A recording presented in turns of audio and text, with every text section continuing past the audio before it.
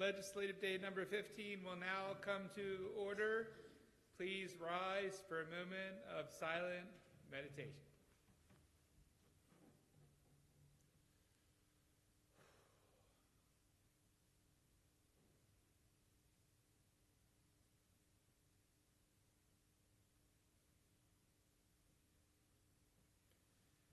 I will now call upon Councilwoman Bevins, who will lead us in the Pledge of Allegiance to the flag. I pledge allegiance to the flag of the United States of America and to the republic for which it stands, one nation, under God, indivisible, with liberty and justice for all.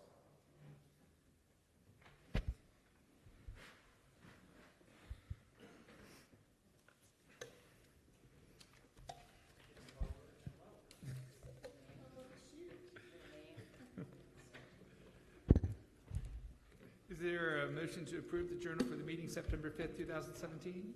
So moved. Second. There's been a motion and a second. All in favor? Aye. The journal is approved. Enrollment of bills. Bills 46-17, 48-17, and 50-17 were passed by the council, signed by the executive, and are hereby enrolled. Bill 47-17 was returned unsigned by the executive. It is also enrolled. Now, there are no bills for final reading and vote this evening, and so the council will now consider all fiscal matters. Extensive testimony was taken at the council's work session on September 12, 2017. The witnesses who testified at the work session are available to restate their testimony if needed. If a council member has any questions regarding a particular fiscal matter, that item will be discussed as a separate matter. I will now call upon the secretary to read the cover letter for fiscal matters 1 through 3. Fiscal Matter 1 is a contract with Corporate Mailing Services Incorporated. Fiscal Matter 2 is a contract of sale for the purchase of a parcel 5743 Edmondson Avenue, and Fiscal Matter 3 is a contract of sale for the purchase of 5745 Edmondson Avenue. And are there any questions or comments from the members? I just wanted to thank the administration for their help, specifically with Public Works with the Academy Heights issue. So I do want to acknowledge and thank Ms. Grassi and Public Works and everybody else who's been working on this issue. And any other questions or comments? If not, I'll move fiscal matters 1 through 3. Is there a second? Second. Mr. Secretary, please call the roll on fiscal matters 1 through 3. Mr. Quirk? Aye. Mrs. Allman? Aye. Mr. Catch? Aye. Mr. Jones? Aye. Mr. Marks? Aye. Mrs. Bevins? Aye. Mr. Crandall? Fiscal matters 1 through 3 are approved. We will now consider miscellaneous business. Mr. Secretary, first item, please. This is a letter from the Director of Budget and Finance regarding the awarding of contracts over $25,000 by a process other than a formal competitive bid. Those contracts are required to be announced at the Council's legislative meeting.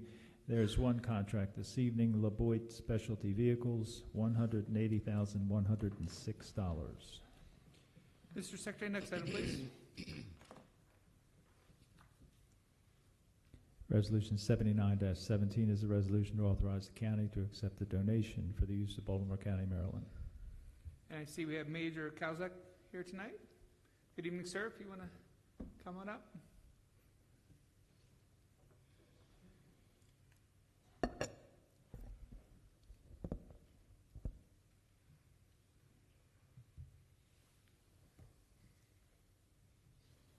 Good evening, Mr. Chairman and council members. The Baltimore County Police Department wishes to accept the donation from the Baltimore County Public School System, 3 school buses. The school buses together are valued at $12,000 combined.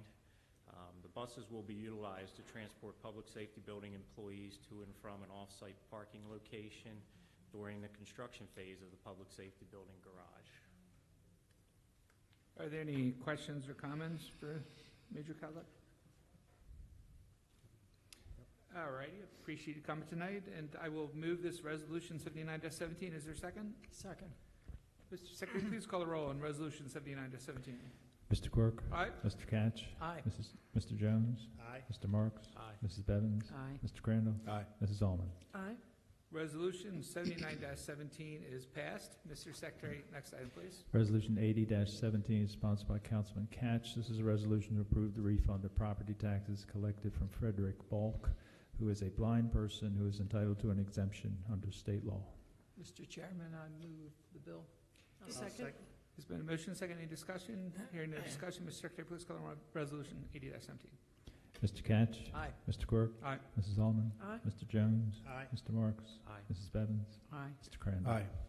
Resolution 80-17 is passed. Mr. Secretary, next item, please. Resolution 81-17 is sponsored by Councilwoman Bevins, a resolution to approve the refund of property taxes collected from Connie Minto, who is a disabled veteran. I'm pleased to move that. Second. It's been a motion, second. Mr. Secretary, please call the roll on Resolution 81-17. Mrs. Bevins? Aye. Mr. Quirk? Aye. Mrs. Allman? Aye. Mr. Catch? Aye. Mr. Jones? Aye. Mr. Marks? Aye. Mr. Crandall? Aye. Resolution 81-17 is passed. Mr. Secretary, next item, please. Resolution 82-17 is sponsored by Councilman Quirk, a resolution to approve the refund of property taxes collected from Sharon Boyd, who is a disabled veteran. I'll move it. Is there a second? Second. Mr. Secretary, please call the roll on Resolution 82-17. Mr. Quirk? Aye. Mrs. Allman? Aye. Mr. Catch? Aye. Mr. Jones? Aye. Mr. Marks? Aye. Mrs. Bevins? Aye. Mr. Crandall? Aye. Resolution 82-17 is passed. Mr. Secretary, next item, please. Resolution 83-17 is sponsored by Councilman Catch, a resolution to approve the refund of property taxes collected from Phyllis Coppersmith, who is a blind person and entitled to that exemption. Mr. Chairman, I move the resolution. Second. There's been a motion and a second. Mr. Secretary, please call the roll on Resolution 83-17. Mr. Catch? Aye. Mr. Quirk? Aye. Mrs. Allman? Aye. Mr. Jones? Aye. Mr. Marks? Aye. Mrs. Bevins? Aye. Mr. Crandall? Aye. Resolution 83-17 is passed. Mr. Secretary, next item, please. Resolution 84-17 sponsored by Councilman Marks, a resolution to approve the refund of property taxes collected from Thomas Getz, who is a disabled veteran. Mr. Chairman, I'm pleased to move that. I'll second it. Mr. Secretary, please call the roll on Resolution 84-17. Mr. Marks? Aye. Mr. Quirk? Aye. Mrs. Allman? Aye. Mr. Catch? Aye. Mr. Jones? Aye. Mrs. Bevins? Aye. Mr. Crandall? Aye. Resolution 84-17 is passed. Mr. Secretary, next item, please. Resolution 85-17 sponsored by Councilman Marks, a resolution to approve the refund of property taxes collected from James Adams, who is a disabled veteran. Mr. Chairman, I'm pleased to move that. And I'll second it. Mr. Secretary, please call the roll on Resolution 85-17. Mr. Marks? Aye. Mr. Quirk? Aye. Mrs. Allman? Aye. Mr. Catch? Aye. Mr. Jones? Aye. Mrs. Bevins? Aye. Mr. Crandall? Aye. Resolution 85-17 is passed. Mr. Secretary, next item, please. Resolution 86-17 sponsored by Councilman Crandall, a resolution to approve the refund of property taxes collected from Robert Woodward, who is a disabled veteran. It's my honor to move the resolution. Second. It's been motion and second. Mr. Secretary, please call the roll on Resolution 86-17. Mr. Crandall? Aye. Mr. Quirk? Aye. Mrs. Allman? Aye. Mr. Catch? Aye. Mr. Jones? Aye. Mr. Marks? Aye. Mrs. Bevins? Aye. Resolution 86-17 is passed. Mr. Secretary, next item, please. Resolution 87-17 is a resolution in support of a loan in the amount up to $2 million from the Maryland Department of Commerce to Amazon LLC for a distribution center to be located in Sparrows Point. This is for introduction only this evening. And next item, please. Resolution 88-17 is sponsored by Councilwoman Bevins. This is a resolution to endorse the application of Lucky Leaf LLC to the Maryland Department of Housing Community Development Neighborhood Business Works Program for introduction this evening. And Mr. Secretary, any further business to come before the council? There is no further business, Mr. Chairman. Is there a motion to adjourn the meeting? So moved. Second. All in favor? Aye. Meeting is adjourned. As is customary, anyone who signed up prior to the meeting with the secretary is allowed 3 minutes to speak. Mr. Secretary, are there any speakers signed up for this evening? There's two speakers, Mr. Chairman. All right, I see on our speaker registration, we have Mark Wigley, followed by Denise Ladzo. And each of you have up to 3 minutes to speak. Mr. Wigley, are you here? All right, if you'd like to come on up. And we have a timer that will go, and please try to abide by the 3 minutes.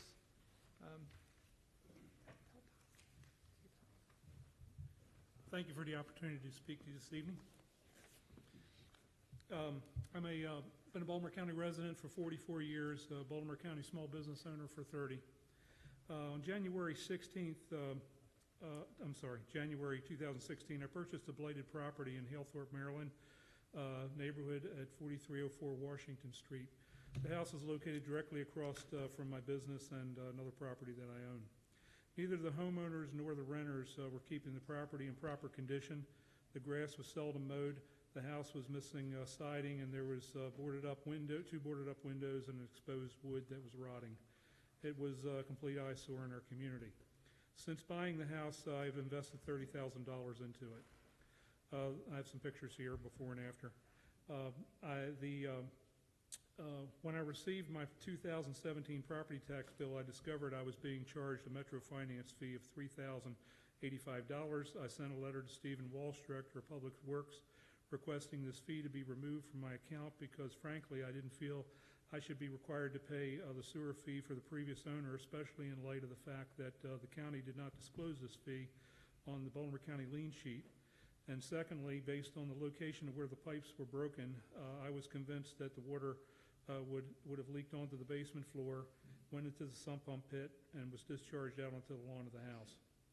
According to a September 2016 WBAL news story on the matter, Barry Sims stated, and I quote, he was quoting Mr. Walsh. He said, Walsh said that residents are charged only for what goes down the drain.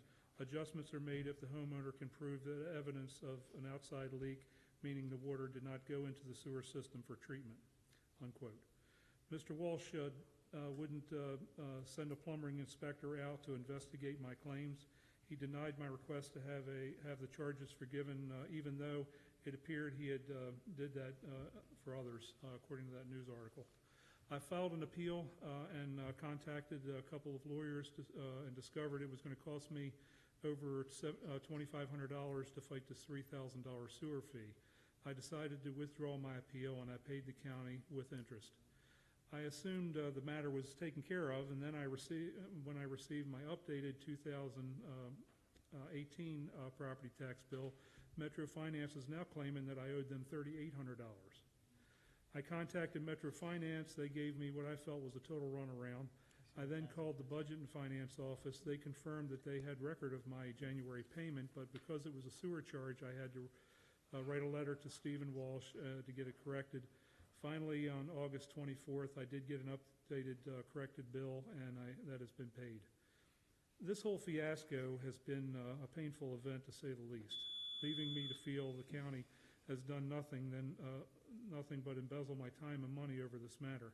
I'm here tonight to ask if this is a thank you the county residents get when they take the initiative to invest in their communities. It's my opinion the county should work to encourage people like myself to improve the neighborhoods, not discourage us by making things as difficult as possible. Thank you for allowing me to share. Thank you, Mr. Wigley. Councilman Jones, did you have something? Yeah, let me just say that, I'm deeply sorry that this has occurred. It appears to be a problem that has occurred somewhat frequently. It has to do with us knowing what the bill is coming from the city, because they provide the water, we charge for the sewer, and I'm sure you know all of this, but I do believe it's something that we should look into, because once we give a lien sheet and say, this is what you owe, even if it's something in terms of making the previous property owner put something in escrow, we should be able to do something to make sure that the new buyer is not saddled with a bill that somebody else incurred. Are there any other questions or comments from the council for Mr. Wigley? I mean, I'll just say, I appreciate you coming out tonight and increasing the awareness and describing your issue, and we're definitely hearing what you're saying. And I also want to make sure after this meeting that you and Sam Moxley in the back communicate and talk as well. Sam's working with the county executive, and I know he's been helping a lot with different cases. So I want to make sure you guys communicate as well. Thank you very much. Thank you. Thank you for coming in. I really appreciate it. I got called. Yeah, and our next speaker is Denise Lotso. Hi. Litzau? Did I get that? Litzau. It's good to see you this evening. And thank you, Denise, for coming in. Yep. Property title. Yep.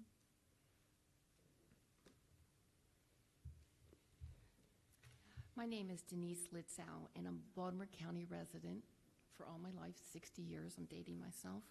I'm also the owner of Property Title and Escrow, which is a Baltimore County small business, a Maryland State minority women's owned business called Property Title and Escrow.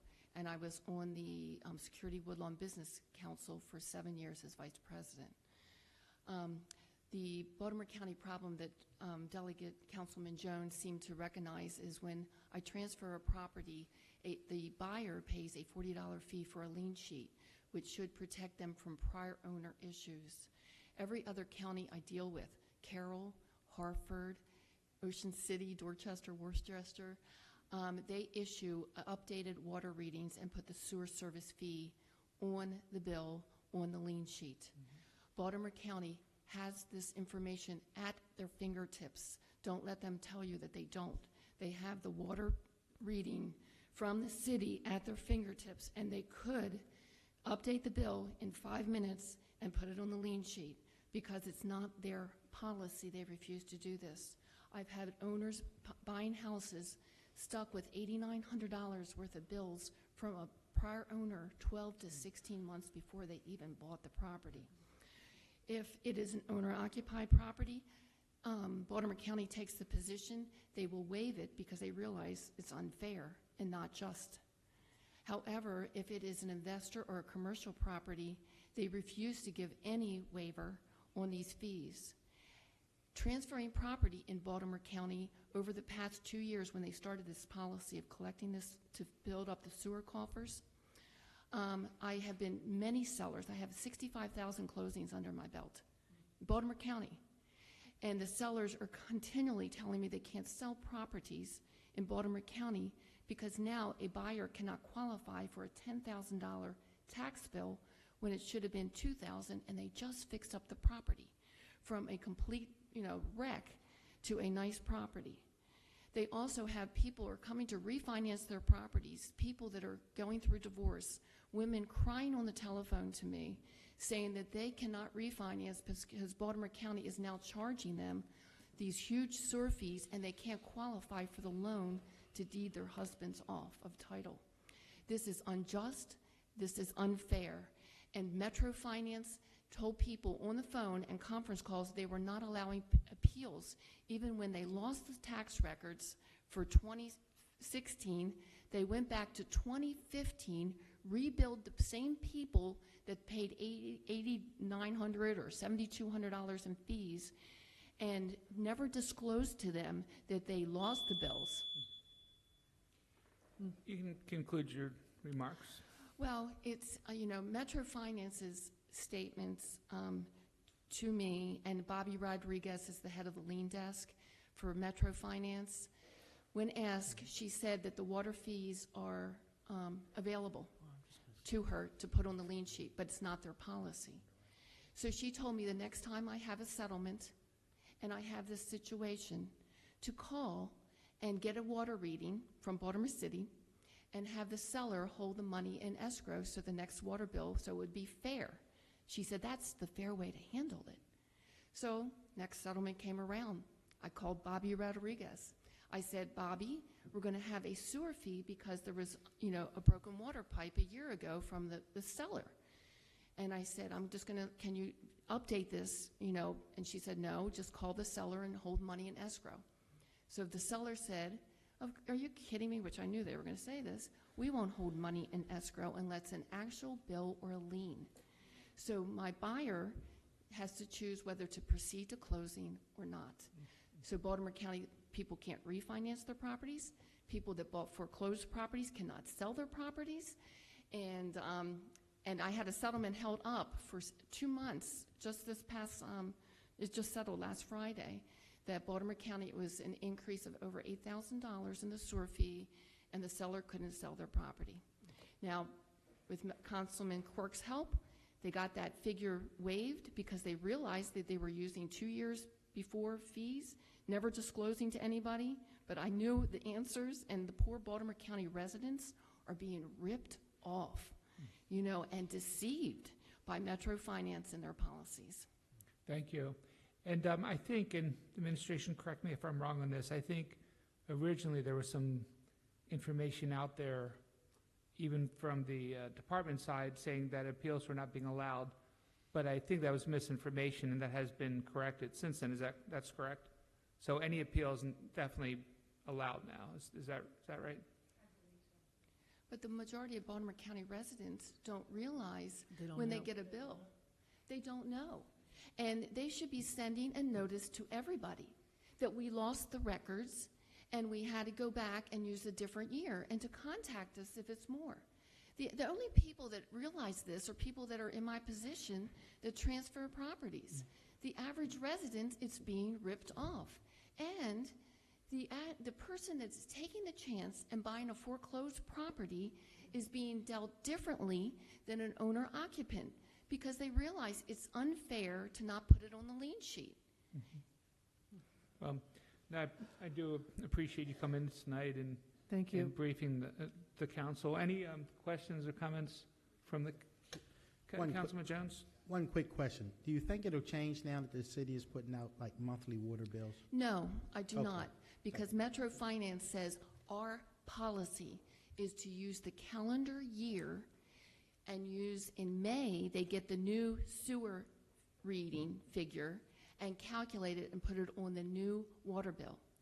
Now, if any of the Metro Finance people got an $8,900 bill increase, I think they would feel differently, you know, and justice for the investor that invests in Baltimore County or the small business, like Mr. Wigley was a small business in Baltimore County, we should all be treated the same. Thank you. Thank you, Denise. And as I asked Mr. Weekly as well, if after this, if you could see Sam Moxley in the back. Okay. But also, we are, as a county council, asking for a briefing from the administration on this exact issue so we can really understand all the facts and all the details, because we are hearing this issue from constituents, and we definitely want to make sure we understand this, and we make sure that the county is addressing this as completely as we can. Right, and this is not just a professional testimony, but my son was a teacher and bought a property in Baltimore County to fix up during the summer and earn extra money, make a down payment on the house. And Baltimore County did this to him. The prior owner, 16 months before he bought the property, he had to pay $5,700. The water was turned off when he bought it. The water that showed pipes going down into the ground, you know, the pipes were completely broken in half. But Baltimore County, we went to court, and they refused to give him an exemption on the $5,700, even though he proved the water did not go into the sewer system because he was an investor, and he was making a profit. Shame on them. Thank you, Okay, thank Denise. you. And Thank you so much. thank you for coming in, and Mr. Wegley, thank you as well for coming in. Councilman Marks, I saw Mr. Williams here. Did you still want to say something? You came in late after the... why don't you we'll give you up to 3 minutes if you want to come on up. Just please be, respectful and to the point. And but just as a reminder, the cutoff time for speakers is usually the beginning of the meeting. So And just that the cutoff is usually the beginning of the meeting. So and I would also ask, we'll keep it on the issues if we can, keep it away from personal attacks. But if you're saying that, if you would like to come up, I'm happy to. And I would just want to put that out there. Please join us. Please come up. Thank you. Appreciate you coming in. Glad to stay. I am too.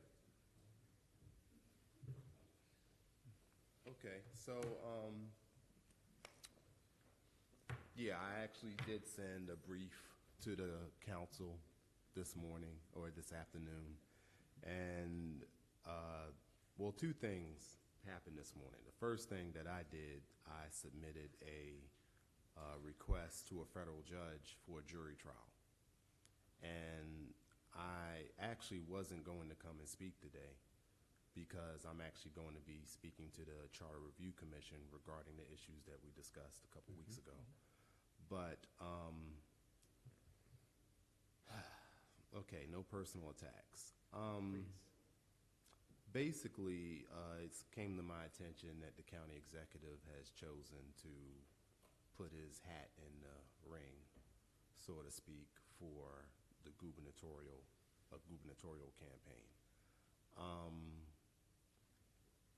I'm going to just respectfully request a closed-door session, at least with certain individuals, to highlight what I think are some of the reasons that he might want to consider not doing that gubernatorial campaign.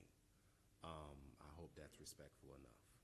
But like I said, the things that I found out since October of 2015, the things that I knew before that, it's pretty bad and damaging. But I don't know if I should say that in an open forum.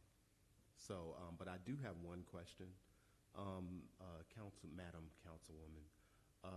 That particular bill, 47-17, are those 4 individuals still going to be getting the large payouts, or was that repealed for them as well? It was repealed moving forward. Moving forward. So once the bill is passed, it has 45 days, and from that point on, there aren't any contributions allowed. Okay, so And there will be nothing going forward. Well, I want to openly say that one individual in particular who was my former boss, I'm actually going to be going after that in court, after him directly for his for the ways that he treated me when I shared something very confidential with him. So, but needless to say, I'll discuss everything with the Charter Review Commission. Is that a closed door session, or is that public? Public meeting. Yeah. Okay. Well, you guys know everything that has happened over the past 10 years, so I'm just going to leave it there. Okay. All right. Thank you for having me. I appreciate you. Thank you for. Thank you very much. Thank you. All right, and for everybody here tonight, thank you all for coming. Please have a very safe drive home. Thank you. Good evening.